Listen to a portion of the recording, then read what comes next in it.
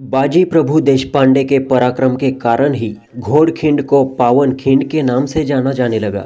भले ही हजारों मरे, लाखों जीवित रहे, इसी प्रेरणा से बाजी प्रभु ने शिवाजी महाराज के विशालगढ़ पहुंचने तक घुड़सवार सेना को रोक कर रखा था। आज हम इस स्वराज को अपनी आंखों से देख सकते, क्योंकि ऐसे ईमानदार वीर जवानों ने अपनी जान की परवाह ना करते हुए लड़ाइयाँ लड़ी थी। बाजी प्रभु देशपांडे पुणे जिले के भोर तालुका के हीरादास मावला के एक पीढ़ीगत देशपांडे थे। बाजी प्रभु बंदलों के दीवान थे जो हीरादास मावला के जमींदार थे, लेकिन बाजी की प्रशासनिक कुशलता और वीरता को देखकर बहुमुखी व्यक्तित्व के धनी छत्रपति शिवाजी महाराज ने उन्हें अपना लिया। आगे बाजी प्रभु की वीरता को देखते हुए छत्रपति शिवाजी महाराज ने उन्हें अपनी सेना में एक ऊंचे पद पर नियुक्त किया था।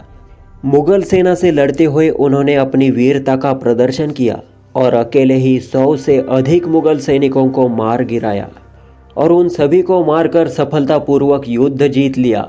1648 तक शिवाजी महाराज के साथ रहकर उन्होंने पुरंदर, कोंढाना और राजापुर किलों को जीतने में मदद की। आगे बाजी प्रभु ने रोहिड़ा किला और आसपास के सभी किलों को मजबूत किया। इसके कारण वीर बाजी को मावलों का एक दुर्जय मावला कहा जाने लगा। इस प्रांत में उनका कब्जा स्थापित हुआ तो लोग स्वतः ही उनका सम्मान करने लगे। बाद में 1655 में उन्होंने जावली के युद्ध में और विदेशियों से मावला का किला जीतने के लिए बहुत मेहनत की। उन्होंने न केवल इस किले पर विजय प्राप्त की, बल्कि बाद में इसकी मरम्मत भी की। बाजी प्रभु 10 नवंबर 1659 में अफजल खान की मृत्यु के बाद उन्होंने कुशल नामक जंगल में आदिल शाही शिविर को नष्ट कर दिया और शिवाजी महाराज को स्वराज्य का विस्तार करने में मदद की। बाद में 1660 में मुगल आदिल शाह और सिद्दीकी आदियों ने शिवाजी महाराज को चारों तरफ से घेरने की योजना बनाई। उस समय शिवाजी महाराज पन्हाला किले में थे। दुश्मन से घिरे किले से बाहर निकलना शिवाजी महाराज के लिए बहुत मुश्किल था।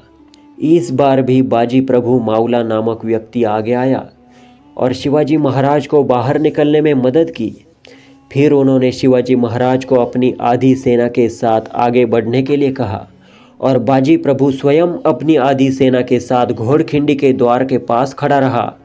जब शत्रुओं को पता चला कि शिवाजी महाराज घेरे से भाग निकले हैं, तो शत्रु जानवरों की तरह बाजी प्रभु की सेना पर टूट पड़े और भयंकर युद्ध हुआ। इस युद्ध में बाजी प्रभु ने बड़ी चतुराई से शत्रु से दो हाथ किए।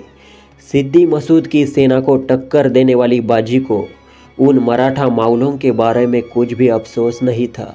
मरकर गिरे हुए भाई फुलाजी, उनके घायल शरीर और उनके अपने शरीर की हरकत के बारे में कुछ भी नहीं पता था। जब तक शिवाजी महाराज विशालगढ़ सुखरूप नहीं पहुंचते, तोपों की आवाज़ कानों में नहीं आती, तब तक बाजी अपना प्राण नहीं त्यागने वाले थे। जब तक उन्होंने तोपों की आवाज़ें नहीं सुनी, तब तक वे दोनों हाथों में तलवारें लेकर अपने स्वराज के लिए लड़ रहे थे। दर्रे में महादेव का महारुद्र अवतार प्रकट हुआ था। तोपों की आवाज़ सुनकर बाजी प्रभु ने अपना कर्तव्य पूरा करने की संतुष्टि के साथ आखिर में प्राण त्याग दिए।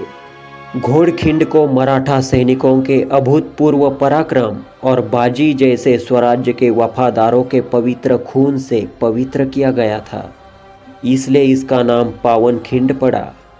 विशालगढ़ पर बाजी प्रभु और उनके भाई फुलाजी का अंतिम संस्कार छत्रपति शिवाजी महाराज की उपस्थिति में किया गया। बाजी प्रभु और फुलाजी की समाधि विशालगढ़ में है।